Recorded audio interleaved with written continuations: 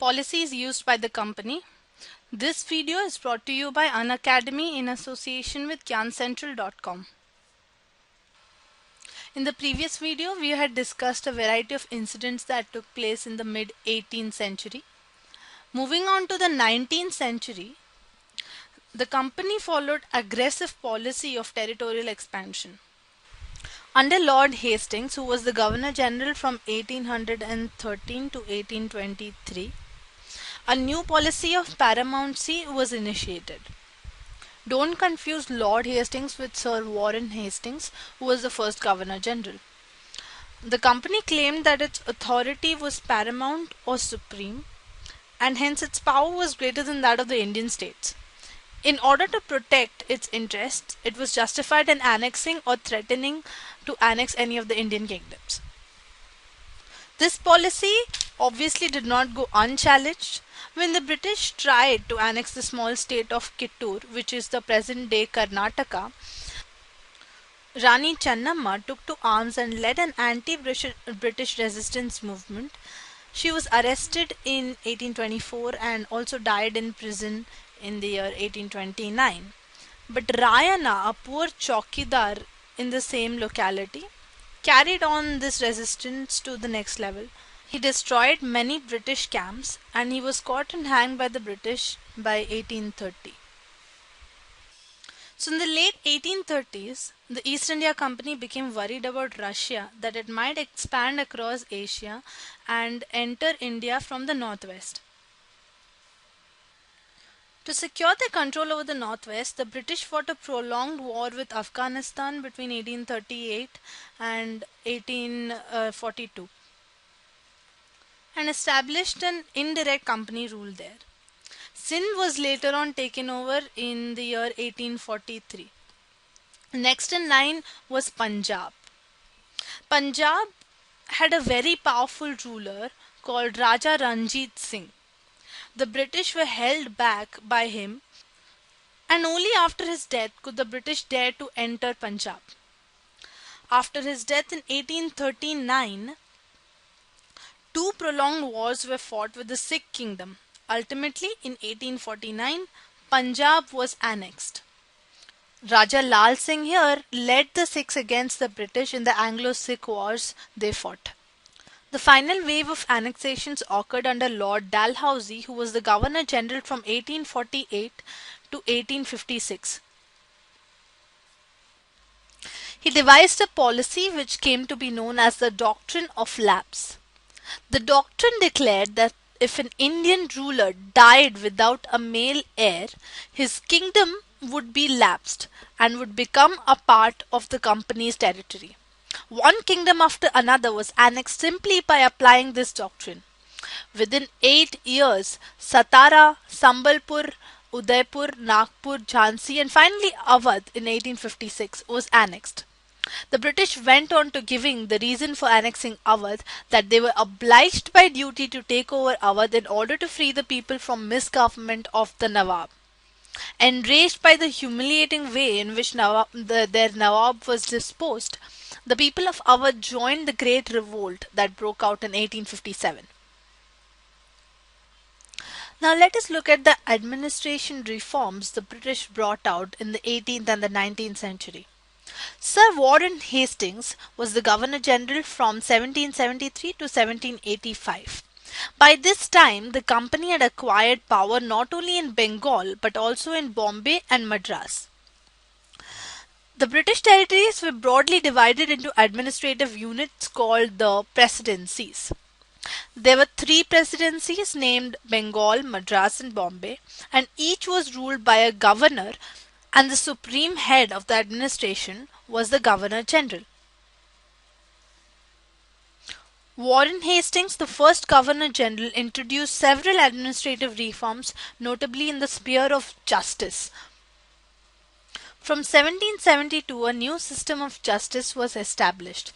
Each district was supposed to have 2 courts. One was the criminal court, which was also called the Faujdari Adalat, and the civil court, which was the Diwani Adalat.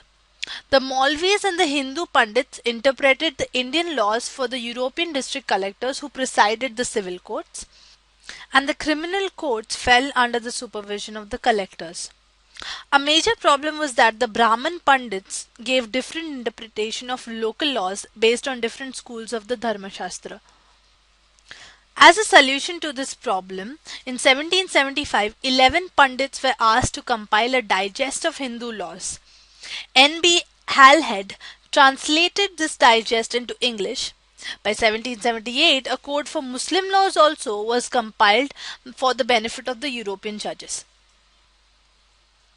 Under the Regulating Act of 1773, a new Supreme Court was established, while a Court of Appeal called the Sardar Nizamat Adalat was also set up at Calcutta.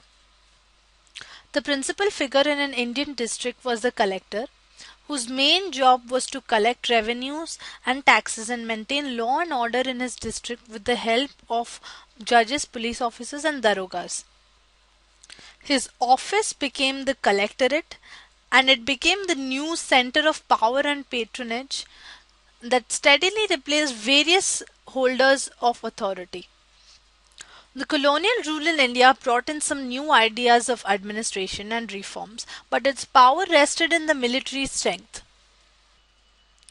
The Mughal army was mainly composed of a cavalry, or the trained soldiers on horseback, and infantry, who were the pedal or the foot soldiers. They were given training in archery and the use of sword. The cavalry dominated the army, and the Mughal state did not feel the need to have a large professionally trained infantry.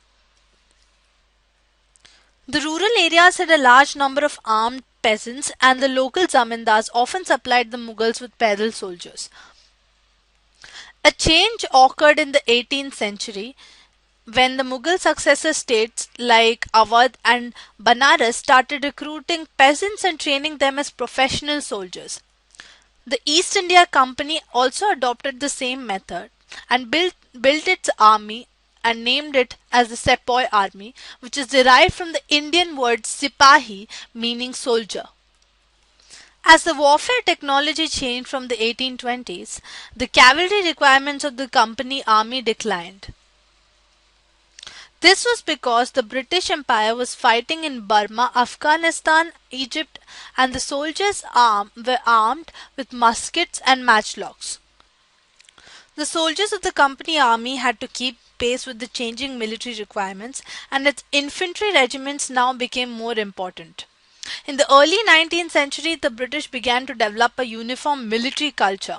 Soldiers were increasingly subjected to European style training and discipline to regulate their life far more than before. This often created problems since caste and community feelings were ignored in building a force of professional soldiers. Individuals couldn't give up their caste and religious feelings and see themselves as soldiers and not as members of communities. This introduction into the East India Company's military reforms was necessary because we will later be discussing how these changes led to the Great Revolt of 1857. Thus, the East India Company was transformed from a trading company to a territorial colonial power. Arrival of the new steam technology in the early 19th century also aided this process. Before that, it took around 6 to 8 months to travel to India by sea. Steamships reduced this journey time to 3 weeks, enabling more Britishers and their families to come to India. By 1857, the company came to exercise direct rule over 63% of the territory and 78% of the population of the Indian subcontinent. Combined with its indirect influence on the remaining territory and population of the country, East India Company had virtually the whole of Indian subcontinent under its control.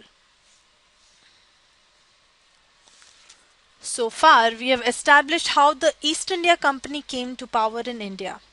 In our next video, we will introduce how the East India Company ruled the countryside and what were the predicaments faced by the poor farmers and the local people of India.